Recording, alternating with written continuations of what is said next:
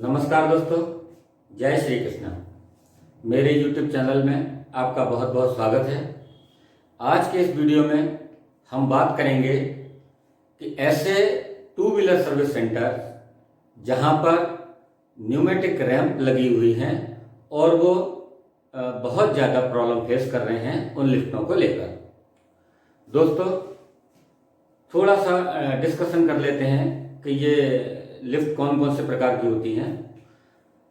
यहाँ पर मैं बता दूं आपको कि आमतौर पर जो लिफ्ट जो पाई जाती हैं टू व्हीलर सर्विस सेंटर के लिए, वो आती हैं, एक हाइड्रोलिक रैंप आती है और एक न्यूमेटिक रैंप आती है। एक तीसरी रैंप भी आजकल चल गई है जो मोटराइज रैंप कहलाती है। अभी उसका ज़्यादा प्रचलन में नहीं है, लेकिन वो है, अवेलेबल है मार्केट में। तो दोस्तों, जो हाइड्रोलिक रैंप है उसके अंदर लिफ्ट रहती है, एक दो लिफ्ट के बीच में या तीन लिफ्ट के बीच में या चार लिफ्ट के बीच में, जैसा भी एक सिस्टम होता है, वहाँ पर एक पावर पैक लगा रहता है। उस पावर पैक के अंदर हाइड्रोलिक ऑयल रहता है और ऊपर एक मोटर रहती है, इलेक्ट्रिकल से चलती है वो। जब मोटर चलती है तो पंप उस हाइड्रोलिक ऑयल को लिफ्ट करता है और वो ऑयल जो है रैंप के अंदर जाता है, जिससे वो रैंप उड़ती है। तो दोस्तों, ये सिस्टम है हाइड्रोलिक रैंप का। हाइड्रोलिक रैंप के बारे में हम जब भी वीडियो बनाएंगे तो उस पर पूरा फोकस करेंगे कि उसमें क्या क्या इश्यूज आते हैं, क्या नहीं आते हैं, जो भी है, दोनों में से कौन सी अच्छी लिफ्ट है, वो सारी चीज़ें डिस्कस करेंगे। लेकिन यहाँ हमारा मेन फोकस है न्यूमेटिक रैंप के ऊपर। दोस्तों, न्यूमेटिक रैंप के अंदर पावर पैक का कोई झंझट नहीं होता है। सबसे पहले अच्छी बात तो यही है, इसके अंदर एयर लाइन का कनेक्शन दिया जाता है। उस एयर के माध्यम से ही उस सिलेंडर के अंदर जो लिफ्ट के नीचे लगा रहता है, उस सिलेंडर में एयर सप्लाई होती है और उसी से वो लिफ्ट जो है उड़ती है और उसी ऑपरेशन से वो नीचे आती है। कई लिफ्ट हैं ग्रेविटी से भी नीचे आती हैं, वो हम डिस्कस करेंगे। तो दोस्तों, आज का जो हमारा वीडियो है वो केवल और केवल इसी बात पर फोकस कर रहे हैं कि जिन ऑटोमोबाइल वर्कशॉप के अंदर न्यूमेटिक रैंप्स लगी हुई हैं, जैसा प्राय देखा गया है कि हीरो में, होंडा में, बजाज में या किसी अन्य टू व्हीलर सर्विस सेगमेंट में न्यूमेटिक रैंप इस्तेमाल की गई हैं और वो लोग काफ़ी परेशानियों का सामना कर रहे हैं, जिसके बहुत ही छोटे छोटे कुछ रीजन्स हैं जिनकी वजह से वहाँ पर प्रॉब्लम्स आती हैं और जिन्हें हम वर्कशॉप के लोग हैं या हम जैसे लोग हैं वो इग्नोर करते हैं, जिसकी वजह से ये प्रॉब्लम्स क्रिएट होती हैं। दोस्तों, यदि हम उन छोटी छोटी समस्याओं को ध्यान दे लें, उनको ध्यान में रख लें और उनका समय पर उपचार कर लें, तो आपकी न्यूमेटिक रैंप की लाइफ सबसे ज़्यादा मिलेगी और आपको ज़्यादा पोटेंशियल मिलेगा, आप ज़्यादा काम कर पाएंगे और सबसे बड़ी बात कि आपके पैसे भी बचेंगे। पैसे कैसे बचेंगे, इसको मैं अभी आपको समझाता हूँ। और ब्रेकडाउन कम होगा, आपकी लिफ्ट आराम से काम करेगी। आपकी लिफ्ट आराम से काम करेगी तो आपको ज़्यादा संताप पालने की आवश्यकता भी नहीं रहेगी। तो दोस्तों, प्राय मैंने ये देखा है कई सारे वर्कशॉप में जाकर बहुत सारे एक्सपर्ट लोग उन लिफ्टों को लगाते हैं और फिट करके चले जाते हैं। तो दोस्तों, सबसे पहली चीज़ जो है, उस न्यूमेटिक लिफ्ट के अंदर जब भी सप्लाई आती है, मैं बार बार अपने वीडियोस में फोकस कर रहा हूँ कि जब भी लिफ्ट के अंदर कनेक्शन जाता है एयर का, तो वहाँ हमें एक FRL का इस्तेमाल जरूर करना चाहिए। अब यदि मैं कंप्रेसर से इस बात को लेकर चलता हूँ कि जब भी कंप्रेसर से लाइन आती है तो कंप्रेसर जहाँ से लाइन आउट करते हैं उस जगह पर एक मॉइस्चर सेपरेटर लगाना चाहिए।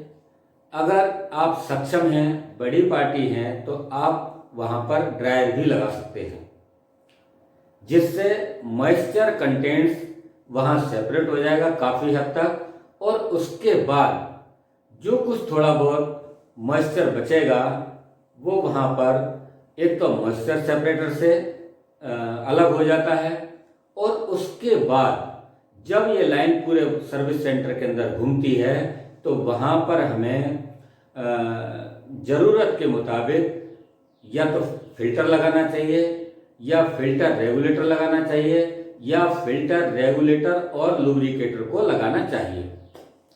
ठीक है दोस्तों, ये एक पूरा खाका हमने खींच दिया। अब हम आ गए आपके पॉइंट पर कि जहाँ पर लिफ्ट लगी हुई है। देखिए, जिस जगह पर लिफ्ट रहती है वहाँ पर दो तीन चीज़ें हमारे काम में आती हैं। लिफ्ट पे जब हम काम करते हैं, तो बाइक के ऊपर काम करते हैं, स्कूटर पर काम करते हैं, तो सबसे पहली चीज़ तो ये है कि हम उस एयर का इस्तेमाल उस लिफ्ट को उठाने में और नीचे गिराने में करते हैं। ठीक है, हमें जब हम लिफ्ट को ऑपरेट कर रहे हैं तो हमारे पास में वहाँ पर मेन लाइन से जो सप्लाई आई है उसके बाद एक हमारे को फिल्टर, रेगुलेटर और लुब्रिकेटर लगाना चाहिए।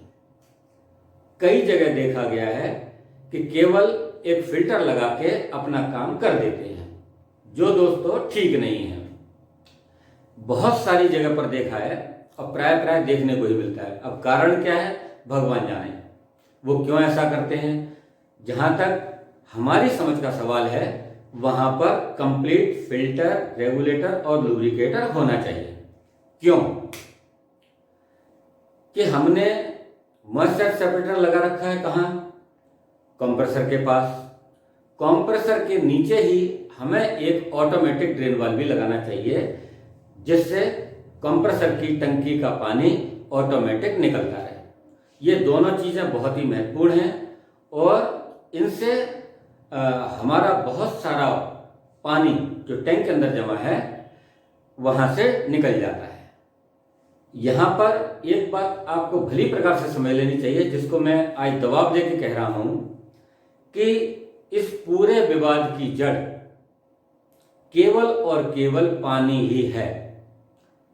क्योंकि हम लोग कंप्रेसर की टंकी का पानी टाइम से ड्रेन नहीं करते, निकालते नहीं हैं। वही पानी, वही मॉइस्चर कंटेंट्स लाइन के अंदर जाता है।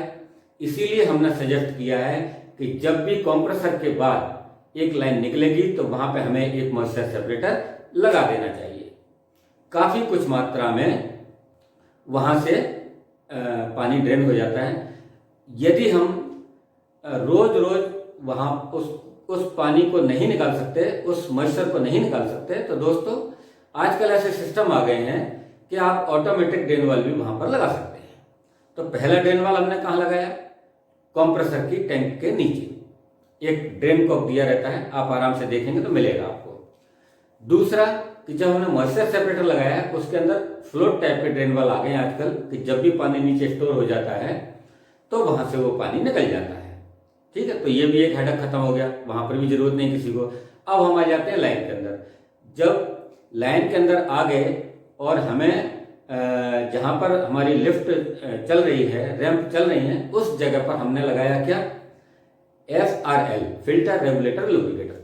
क्यों लगाया, यदि कुछ पानी की मात्रा, मॉइस्चर की मात्रा यदि वहां तक आ पहुंची होगी तो हम उस फिल्टर के माध्यम से उसको ड्रेन कर सकते हैं। जब भी वर्कशॉप सुबह खोल के देख आते हैं, अपनी लाइन चालू करते हैं, तो उस समय में ये सारी चीजें देख लेनी चाहिए एक निगाह भर के। इसके अंदर मात्र 1 से 2 मिनट का समय लगता है। आपने आंख उठा के देखा कि भाई फिल्टर में पानी है, तो आप उसे वहीं से ड्रेन कर दीजिए। ड्रेन करने के बाद अब आप यहाँ से निश्चिंत हो गए।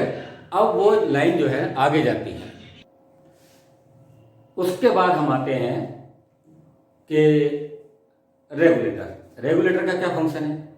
रेगुलेटर का ये फंक्शन है दोस्तों कि वहां से कंप्रेसर से हम कितनी एयर लेके आ रहे हैं, कितना प्रेशर लेके आ रहे हैं। देखिए, जरूरत के मुताबिक हमें कंप्रेसर के सप्लाई पे हमें सेट करना पड़ता है।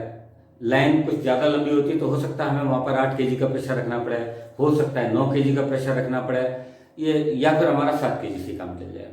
दोस्तों यदि 7 kg वहाँ पर सेट है तो आप उस एयर को जब लिफ्ट में चेक करेंगे, वहाँ पर जो FRL हमने लगाया है वहाँ देखेंगे तो वहाँ हमें 7 kg का प्रेशर चाहिए, यानी कि 100 पाउंड का प्रेशर हमें वहाँ पे ज़रूरत होती है।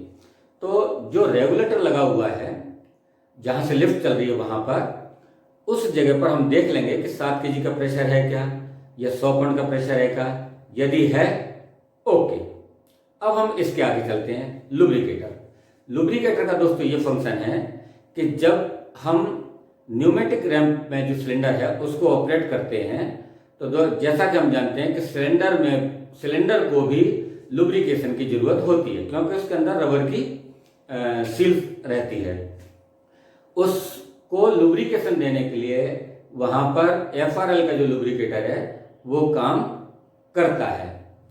कितना रखें लुब्रिकेटर की सेटिंग, तो लुब्रिकेटर पे आप 1 मिनट में 1 ड्रॉप या 1 मिनट में 2 ड्रॉप, जैसी आपकी वर्किंग है।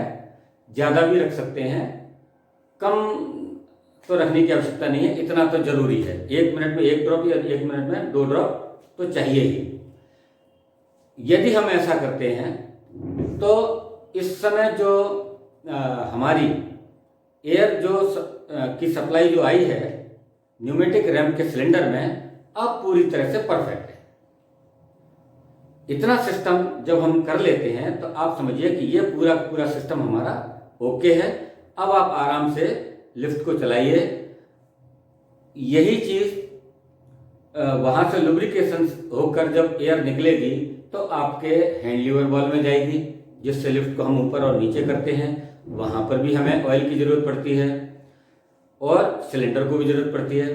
तो ये अब आपका सिस्टम ओके हो गया है। अब आपकी लिफ्ट निश्चित रूप से एकदम बढ़िया काम करेगी, स्मूथ काम करेगी और आपका मेंटेनेंस भी न के बराबर आएगा।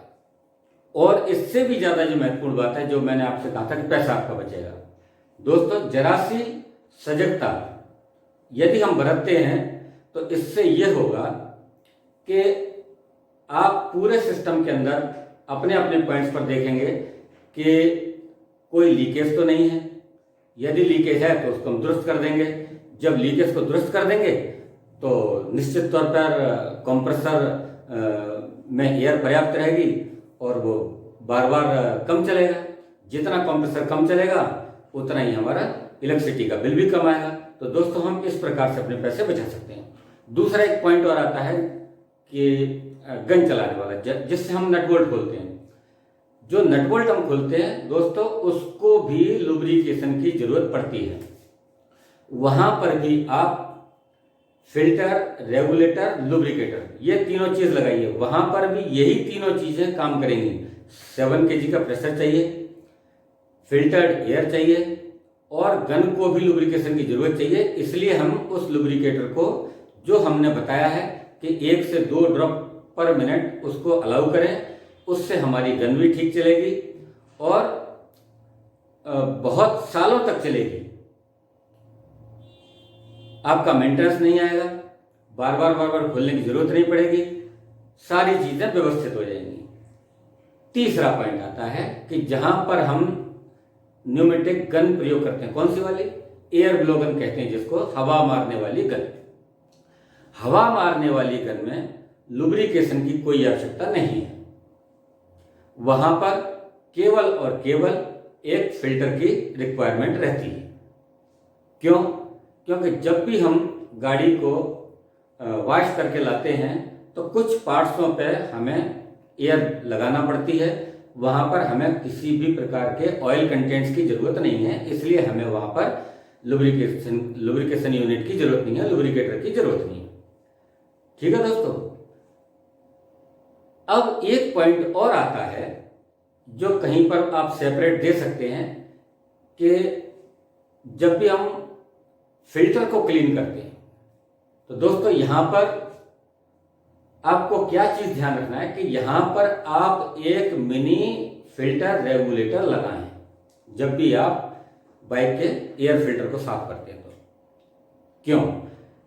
वहां पर हमें उस रेगुलेटर से 2 kg का प्रेशर सेट करना है, 2 से 2.5 kg का प्रेशर सेट करना है, क्योंकि बहुत ही सॉफ्ट होता है वो एयर फिल्टर। उसको क्लीन करने के लिए इतने ही प्रेशर की रिक्वायरमेंट काफ़ी है, इसलिए वहां पर हमें 7 kg का प्रेशर अप्लाई नहीं करना चाहिए। ये एक सावधानी है जिसे हमें जरूर कर लेना चाहिए। तो दोस्तों, आज की इस वीडियो में हमने जो आपको बताया कि न्यूमेटिक रैंप जहां पर लगी हैं और जो लोग बहुत ज़्यादा प्रॉब्लम फेस कर रहे हैं, उन्हें 1 to 1 करके लीकेजेस को ट्रेस करना चाहिए और उसकी रेमेडी करना चाहिए, उसका उपचार करना चाहिए कि कैसे ठीक कर सकते हैं। उसके बाद भी यदि कुछ किन्हीं प्रोडक्ट्स में कोई प्रॉब्लम आती है तो उसको हम रिप्लेस भी कर सकते हैं उसकी कंडीशन को देख के। ये जो छोटी छोटी चीज़ें यदि आप कर लेंगे तो आप मान के चलिए कि आपकी न्यूमेटिक रैंप की लाइफ कई गुना बढ़ जाएगी और आपके यहाँ पर बिजली का भी बिल काफ़ी रिड्यूस हो जाएगा। तो दोस्तों, आज की इस वीडियो में इतना ही। एक छोटा सा वीडियो हमने एक लिया है, कहीं पर चेक करने के लिए गए थे। बहुत अच्छा सर्विस सेंटर है वो, तो आप उससे थोड़ा सा उसमें हमने बताया है कि कैसे कैसे किन किन पॉइंट्स पे ये लीकेजेज हैं और कहाँ पे हमें ट्रेस कर लेना चाहिए। तो वो इसके पीछे मैं अटैच करूँगा जिसे आप देख सकते हैं, या फिर दूसरे वीडियो में हम उसको देंगे तो आप उसे देख सकते हैं। तो दोस्तों, निश्चित तौर पर आपको अच्छी लगी होगी जानकारी।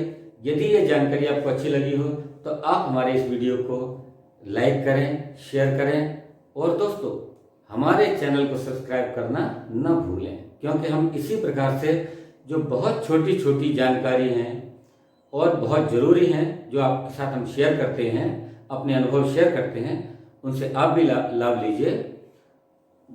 निरंतर ये जानकारी आपको मिलती रहे, इसलिए आप हमारे चैनल को सब्सक्राइब जरूर करें। धन्यवाद। जय श्री कृष्ण।